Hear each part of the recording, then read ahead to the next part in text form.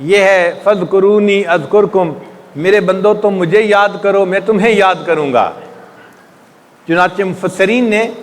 اس کی بڑی تفصیل لکھی ہے، فرماتے ہیں فذکرونی بالشوق والمحبہ، اے میرے بندے تو شوق اور محبت کے ذریعے سے مجھے یاد کرنا،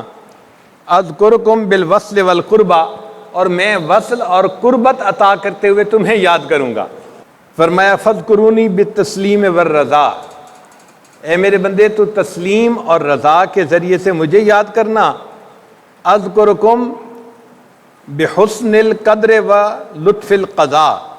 میں اچھی تقدیر کے ذریعے سے اور اچھے فیصلوں کے ذریعے سے تمہیں یاد کروں گا۔ فذکرونی علی ظہر الارض، اے میرے بندے تو زمین کی پشت کے اوپر مجھے یاد کرنا،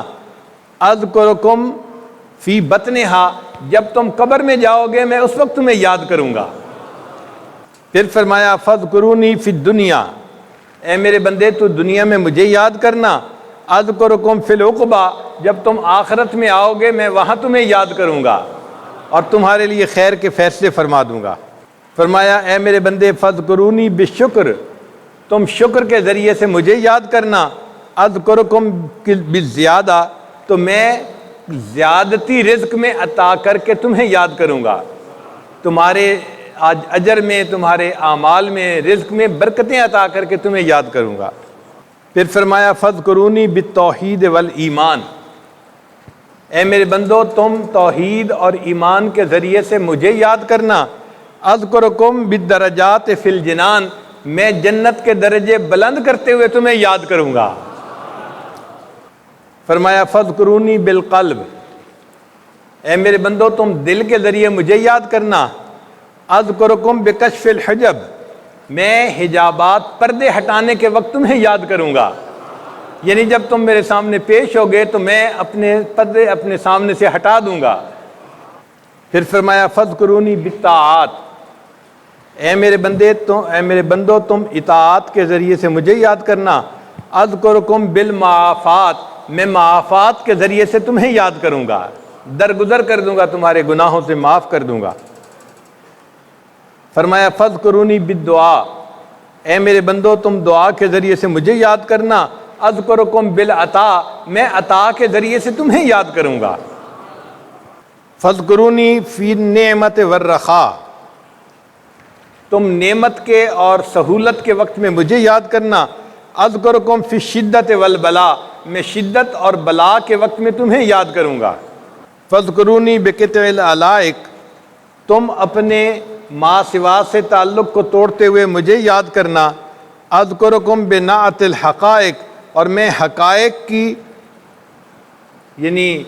نعت کے وقت تمہیں یاد کروں گا، تمہاری زبان سے حقیقتوں کو جاری کر دوں گا۔ فذکرونی بالموافقات، تم موافقات کے ذریعے سے مجھے یاد کرنا، اذکرکم بالکرامات، میں کرامات کے ذریعے سے تمہیں یاد کروں گا۔ اور فرمایا کہ فذکرونی بالسؤال، اے میرے بندے تم سوال کرنے کے ذریعے سے مجھے یاد کرنا، اذکرکم بالنوال، میں نعمتیں عطا کرتے ہوئے تمہیں یاد کروں گا۔ اسی لیے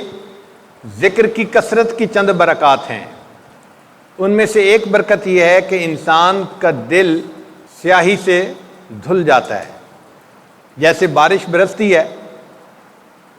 اور کوئی چیز باہر پڑی ہو تو وہ دھل جاتی ہے،